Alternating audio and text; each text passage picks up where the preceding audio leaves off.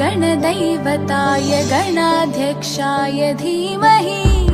गुणशरीराय गुणमण्डिताय गुणेशानाय धीमहि गुणातीताय गुणाधीशाय गुणप्रविष्टाय धीमहि एकदन्ताय वक्रतुण्डाय गौरीतनयाय धीमहि गजेशानाय भालचन्द्राय